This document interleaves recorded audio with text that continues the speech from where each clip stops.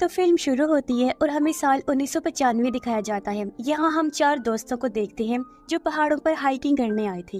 इनमें एक का नाम पॉल होता है। ये जगह काफी पुरानी थी। इन्हें कुछ कबीले के लोग और उनके मंदिर भी देखते हैं, जो चीजें इन्हें काफी पसंद आई। ये जब एक पहाड़ की चोटी पर गई तो यहाँ पॉल को अजीब सी आवाज सुनाई देती है, जो और किसी को सुनाई नहीं दे रही थी। वो आवाज का पीछा करते हुए आगे बढ़ा, पर तभी वहाँ बने काफी बड़े गड्ढे में वो गिर जाता है। उसके दोस्त भी फौरन गड्ढे के पास आ गए। पॉल का एक दोस्त रस्सी के सहारे नीचे गड्ढे में जाता है और वो देखता है कि ये एक केव यानी कि गार है। वो देखता है कि पॉल वहाँ पर गुमसुम बैठा कहीं खोया हुआ था और मंत्र पढ़ रहा होता है। वो अपने सामने बने एक स्केलेटन ढांचे को देख रहा था, जिसका साइज आम स्केलेटन्स की निस्बत काफी बड़ा था। उस बड़े स्केलेटन के चारों तरफ और भी कई सारे छोटे स्केलेटन्स थे, जिनका साइज आम लोगों जैसा था और वो सब उस बड़े वाले के सामने झुके हुए थे। पर ये देखकर पॉल के दोस्त को कुछ समझ नहीं आती, इसलिए वो उसके पास गया। पॉल बिना हिले जुले उसे कहता है कि दूर रहना मुझसे, अगर तुमने मुझे छुआ तो तुम लोग मारे जाओगे। पर उसका दोस्त इस बात को नजरअंदाज करके पॉल को अपने कंधे पर उठाकर बाहर ले आते हैं। इन्हें सामने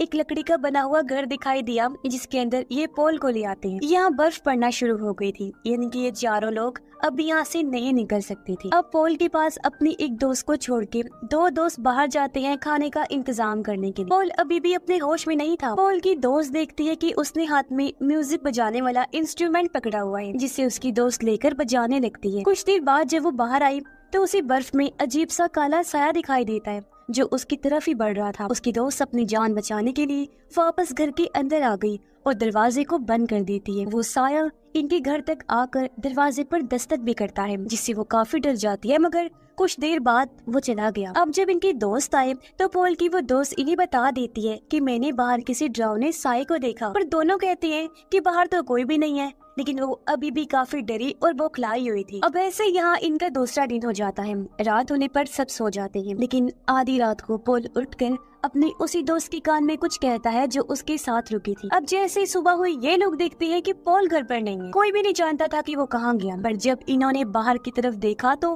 पॉल के पैरों के निशान बने हुए थे। इसलिए ये लोग निशानों का पीछा करते हुए पॉल तक पहुँच जाते हैं, जो चट्टान के किनारे पर बैठा हुआ था। उसके हाथ में वही म्यूजिकल इंस्ट्रूमेंट था जिसे वो बजा रहा होता है। पॉल का दोस्त उस पर गुस्सा करने लगता है कि तुम क्यों हमें बिना बताए आ गई, जानते हो हम तुम्हारे लिए कितना परेशान हो गए थे। लेकिन पॉल कोई जवाब नहीं देता, बल्कि मंत्र पढ़ने लगता है। अब ऐसा होते ही उसकी वही दोस्त जिसके कानों में उसने कुछ कहा था, वो अपना कंट्रोल खो देती है। वो अपने दोनों दोस्तों पर हमला करके उन्हें मार देती है। वो फिर पॉल को गौर से देखने लगी। पॉल भी उसी की तरफ देख रहा था, जिसके बाद उसकी वो दोस्त अपने भी जान ले लेती है। ऐसा लग रहा था जैसे इन तीनों को पॉल ने ही मारा हो अपने कंट्रोल में करके। इसके बाद कहानी 23 साल आगे बढ़ती है और हम 2018 में आ जाते हैं। यहाँ हम जेम्स नाम के एक आदमी को देखते हैं, जिसकी वाइफ और बेटे की कार एक्सीडेंट में हाल ही में मौत हो गई, जिस वजह से वो अकेला पड़ गया था। वो एक सिक्योरिटी शॉप को चलाते हैं और अपनी फैमिली को बहुत याद करता है, उनके गम से नहीं उभर रहा होता। अब जेम्स एक होटल में जाता है, जहाँ वो अपनी बर्थडे का कूपन दिखाता है। अब हालांकि आज उसकी बर्थडे भी नहीं थी, कूपन पर 3 दिन पहले की डेट लिखी हुई थी, लेकिन फिर भी होटल वाले उसका कूपन कबूल करके उसे मुफ्त में खाना देते हैं। इसके बाद जेम्स जब घर आया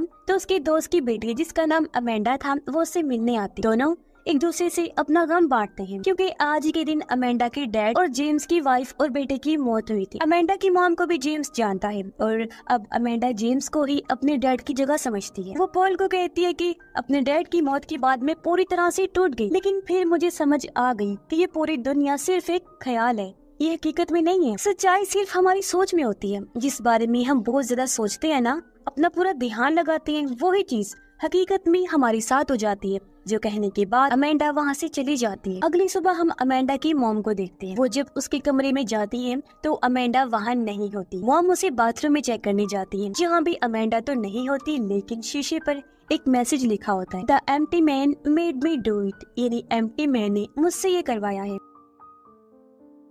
पर अमेंडा की मॉम को इसकी जरा भी समझ नहीं आती, इसलिए वो यहाँ जेम्स और पुलिस को बुला लेती है। तब जेम्स इस पर छानबीन करने लगता है। उसे अमेंडा के कमरे से एक इंस्टीट्यूट का पम्फलेट मिलता है, जिसके पीछे टुल्पा लिखा हुआ था। इसलिए अगले दिन वो स्कूल में जाकर अमेंडा की दोस्त से मिला। अमेंडा की दोस्त जब जेम्स की कार में बैठी होती है तो तभी उसे वहाँ एक साया दिखाई देता है, जिसे देखकर वो काफी डर जाती है। फिर वो बताने लगती है कि 2 दिन पहले हम सारे दोस्त अमेंडा के साथ एक पुल पर गए, जहाँ हमें अमेंडा ने एम्प्टी मैन के बारे में बताया था और कहा था कि वो यहाँ का काफी पुराना लेजेंड है। मतलब वो हकीकत में नहीं रहता, बस लोगों के ख्यालों में, उनकी सोच में रहते हैं, और जो लोग उस पर यकीन रखते हैं, ख्यालों में उसे देखते हैं, तो वो किसी जरिए से उनसे बात भी करता है। एम्प्टी मैन को मानने वाले उसकी पूजा भी करते हैं और वो उनके हिसाब से उनकी ख्वाहिशें भी पूरी करता है और वो लोग उस पर पूरी तरह से यकीन रखते हैं। आगे उसकी दोस्त बताती है कि अमेंडा ने ये भी कहा था कि शाम के टाइम अगर तुम पुल पर पड़े किसी खाली बोतल में फूंक मारोगी, फिर एम्प्टी मैन के बारे में सोचोगी, तो वो फिर तुम्हारी जिंदगी में शामिल हो जाएगा। पहले दिन सिर्फ तुम्हें उसकी आवाज सुनाई देगी, दूसरे दिन तुम्हें वो दिखाई देगा और तीसरे दिन वो तुम्हें खुद ही ढूंढ लेगा। अब अमेंडा के कहने पर हमने बोतल में फूंक मारने के साथ साथ एम्प्टी मैन के बारे में सोचा भी था, जिसके बाद हमें अजीब सी आवाज सुनाई दी थी। और फिर उसे अगले दिन मैंने अमेंडा को एक दोस्त के कान में कुछ कहते हुए देखा था। अब अमेंडा की दोस्त अपने बाकी सभी दोस्तों के एड्रेस जेम्स को देकर यहाँ से चली जाती है। जेम्स उन सभी दोस्तों के घर जाता है पर उसे कोई भी नहीं मिलता, पर एक दोस्त के घर उसे इंस्टीट्यूट का पम्फलेट मिल जाता है जो उसे अमेंडा के घर भी मिला था। जिसके बाद जेम्स उसी पुल पर जाता है जहाँ उन सभी दोस्तों ने बोतल में फूंक मारकर एम्प्टी मैन के बारे में सोचा था। जेम्स को भी यहाँ एक खाली बोतल मिलती है जिसके अंदर वो भी फूंक मारकर एम्प्टी मैन के बारे में सोचता है, पर जब वो जाने लगा तो उसे पुल के नीचे से आवाजें आने लगती हैं। इसलिए वो एक होल के जरिए पुल के नीचे जाता है और देखता है कि वहाँ अमेंडा की सभी दोस्तों की लाशें लटकी हुई हैं, जिन्होंने भी अमेंडा के कहने पर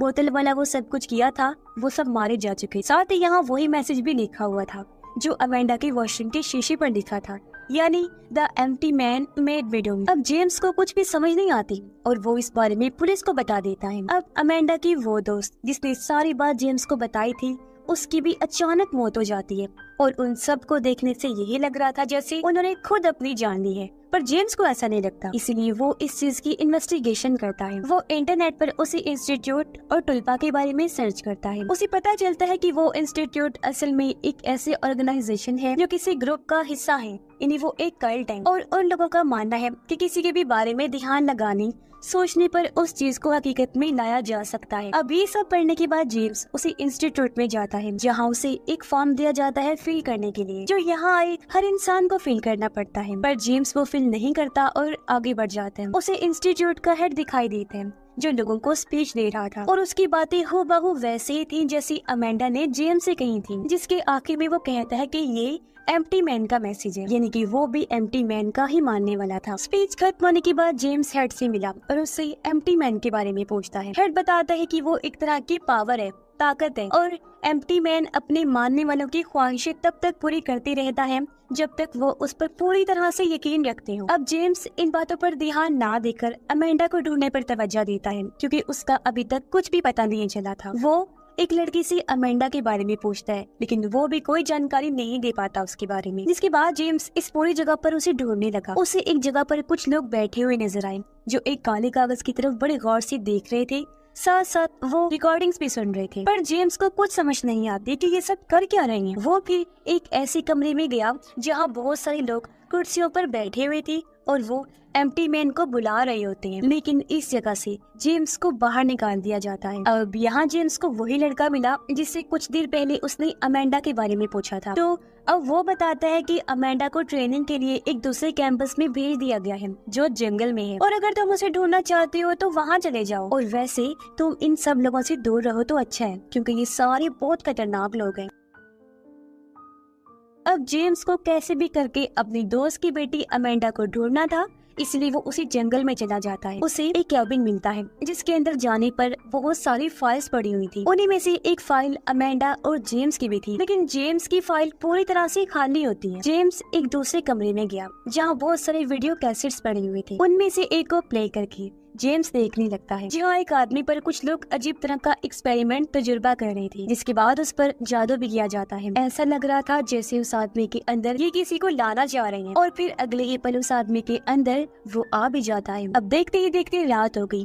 जेम्स को बाहर से आवाजें आने लगती है। वो जब चेक करने गया तो बहुत सारे लोग आग के चारों तरफ मंत्र पढ़ते हुए घूम रहे थे। जेम्स उन्हें गौर से देख रहा था और अब आग अचानक से आसमान की तरफ जाने लगती है, जो देख पूरी तरह जेम्स घबरा जाते हैं। पर वो सारे लोग जेम्स को देख चुके थे। उसे मारने के लिए वो जेम्स की तरफ बढ़ने लगते हैं, पर वो अपनी जान बचाने के लिए गाड़ी लेकर यहाँ से भाग निकलता है। वो सीधा पुलिस स्टेशन आया और उस ऑर्गेनाइजेशन के बारे में पुलिस को बता देता है, पर कोई भी उसकी बात पे यकीन नहीं करता। इसलिए अब वो अमेंडा की मॉम के पास आता है। उन्हें बताता है कि अमेंडा एक ऐसे कल्ट का ग्रुप का हिस्सा है जो एम्प्टी मैन पर यकीन रखते हैं और उसकी पूजा करते हैं। तभी जेम्स के पास कॉल आती है और कोई उसके कानों में सीटी बजाता है। फोन रखने के बाद जेम्स अमेंडा की मॉम को बताता है कि कल्ट के लोग बहुत खतरनाक हैं, वो एम्प्टी मैन के लिए कुछ भी कर सकते हैं और उन्होंने ही उन सभी बच्चों को मारा है। तुम्हारी भी जान को खतरा है, इसलिए मैं तुम्हें किसी सेफ जगह पर ले जाना चाहता हूँ। इतना कहकर जेम्स उसे अपने साथ ले गया। असल में ये दोनों एक दूसरे से प्यार करते थे,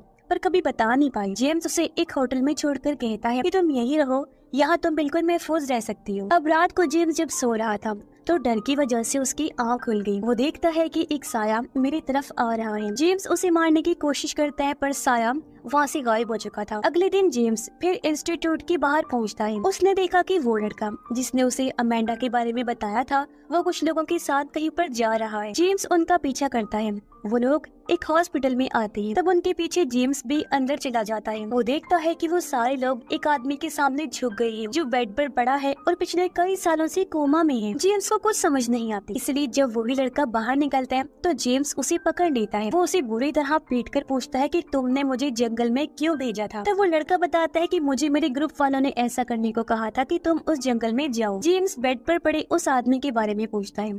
तब वो लड़का बताता है कि एम्प्टी मैन उस आदमी के जरिए हमसे बात करता है, पर जेम्स को कुछ समझ नहीं आती, इसलिए वो अगले दिन दोबारा इंस्टीट्यूट आया। वो अब उस जगह पर जाता है जहाँ सारी फाइल्स रखी हुई थी। उसे वहाँ 14 नंबर की फाइल मिलती है जो सबसे अलग पड़ी थी। और अब जैसे जेम्स इस फाइल को खोलता है तो वो पूरी तरह से हैरान रह जाता है, क्योंकि ये और किसी की नहीं बल्कि जेम्स की ही फाइल थी, जिसमें उसकी फैमिली के बारे में सारी जानकारी थी और उसका वही बर्थडे वाला कूपन भी था जो 3 दिन पहले उसने इस्तेमाल किया था फ्री का खाना खाने के लिए। जेम्स की तस्वीर में थी, जो देखकर वो पूरी तरह से हैरान रह गया, लेकिन ये सब उसकी समझ से बाहर था, इसलिए वो दोबारा उसी हॉस्पिटल में आता है। वो उस कोमा वाले आदमी को गौर से देखता है, फिर रिसेप्शन पर जाकर लेडी से पूछता है कि वो आदमी कौन है। वो औरत कहती है कि मुझे नहीं पता वो कौन है, वो पिछले 23 सालों से कोमा में पड़ा है। और अब जब जेम्स उस आदमी के कमरे में जाता है तो वो देखता है कि अब यहाँ पर अमेंडा भी है, जो उस आदमी की देखभाल कर रही थी। जेम्स उससे पूछता है ये आदमी कौन है। अमेंडा बताती है कि एम्प्टी मैन अपने लिए 500 सालों में एक ऐसे इंसान को चुनता है जिसके जरिए एम्प्टी मैन हमसे बात करे, और पिछले 23 साल से इसके जरिए ही एम्प्टी मैन हमसे बात कर रहे हैं, क्योंकि ये भी उसका चुनाव है। इस आदमी को 23 साल पहले एम्प्टी मैन ने पोजेस्ट करके अपने कंट्रोल में किया था, और बस तब से यही हमारी एम्प्टी मैन के साथ कम्युनिकेशन का जरिया है। जेम्स अब अमेंडा की मॉम को कॉल करता है, पर हैरत वो उसे पहचानने से इनकार कर देती है। अब हमें पता चलता है कि ये कोमा वाला आदमी दरअसल और कोई नहीं बल्कि पॉल है, जिसे हमने मूवी की शुरुआत में देखा था, जो अपने 3 दोस्तों के साथ हाइकिंग पर आया था। आगे अमेंडा जेम्स को बताती है कि अब इसका जिस्म पूरी तरह से कमजोर हो चुका है, इसलिए अब हमें एम्प्टी मैन के लिए नए जिस्म की जरूरत है, यानी एक नए होस्ट की, जिसके अंदर वो रहकर अपने चाहने वालों से बात करे, उनकी ख्वाहिशें पूरी करे, जिसके हम पूजा करें। और हाँ, उसके नए जिस्म के लिए जेम्स हमने तुम्हें चुना है। तुम्हारे दिमाग में जो तुम्हारी यादें हैं, जो तुम सोचते हो, वो हकीकत में नहीं है, बल्कि पूरी तरह से मन गढ़ंत है, क्योंकि उन यादों को खुद हमने तुम्हारे लिए बनाया है। असली जिंदगी में तुम्हारे साथ कभी भी कुछ ऐसा नहीं हुआ, क्योंकि तुम्हारी ये जिंदगी भी तो हमने ही बनाई। यूँ कह लो कि तुम्हारे जेम्स कैरेक्टर को पूरी तरह से हमने बनाया है एम्प्टी मैन के लिए। इसीलिए तो मेरी मॉम ने तुम्हें नहीं पहचाना, क्योंकि वो तुम्हें जानती ही नहीं, कभी उसके साथ तुम्हारा टाइम नहीं गुजरा। और जो तुम सोचते थी कि मेरी मॉम और तुम एक दूसरे से प्यार करती हो, वो याद भी मैंने ही तुम्हारे दिमाग में बनाई थी, क्योंकि एम्प्टी मैन का जो नया होस्ट हो, उसके अंदर इस तरह के जज्बात, साथ साथ खौफ और शर्मिंदगी, एहसास, ऐसी चीजें होना बहुत जरूरी है, क्योंकि वही जिस्म एम्प्टी मैन के लिए बिल्कुल परफेक्ट रहते हैं, जिसमें एम्प्टी मैन समा सकता है, क्योंकि ये जज्बात उस इंसान को मजबूत बनाते हैं, इसलिए वो इंसान एम्प्टी मैन को सह पाता है। और इस तरह के जिस्म को ही टुल्पा कहते हैं। और अब से तुम हमारे नए टुल्पा हो। और अब जेम्स तड़पने लगता है, उसका दिमाग पूरी तरह से उस जगह पर चला जाता है जहाँ आज से 23 साल पहले पॉल उस स्केलेटन के सामने बैठा हुआ था। और अब देखते ही देखते एम्प्टी मैन जेम्स को भी पोजेस्ट करके पूरी तरह उसके अंदर चला जाता है और उसे अपने कंट्रोल में कर लेता है, पर इस वजह से जेम्स बेहोश हो जाता है। होश आने पर वो अपने घर चला जाता है, जहाँ उसे पूरी तरह से यकीन हो गया था कि अब मैं सच में इंसान नहीं रहा बल्कि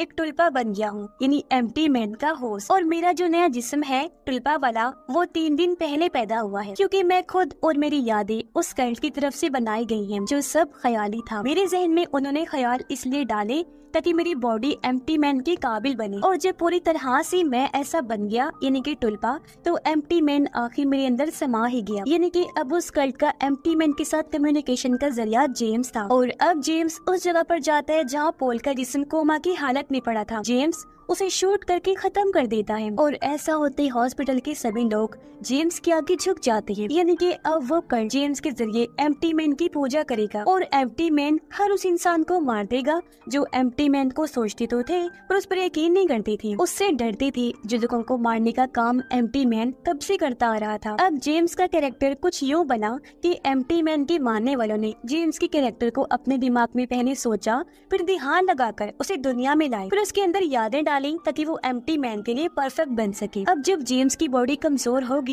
तो होस्ट के लिए ये फिर से किसी को अपने दिमाग में क्रिएट करेंगे और उसे दुनिया में लाकर एम्प्टी मैन के साथ कम्युनिकेशन का जरिया उसे बनाएंगे, और उनका ये सफर हमेशा ऐसा ही चलता रहेगा। और इसी के साथ ये फिल्म भी इधर ही खत्म हो जाती है। Please like, subscribe channel this video for me. Like and subscribe. Please video share. Please support me. Like, subscribe. Please like, subscribe. Please like and follow me. Become reality videos. Please like, subscribe channel this video for me. Like and subscribe. Please video share. Please support me. Like, subscribe. Please like, subscribe. Please like and follow me. Become reality videos. Please like, subscribe channel this video for me. Like and subscribe. Please video share. Please support me. Like, subscribe. Please like, subscribe. Please like and follow me. Become reality videos.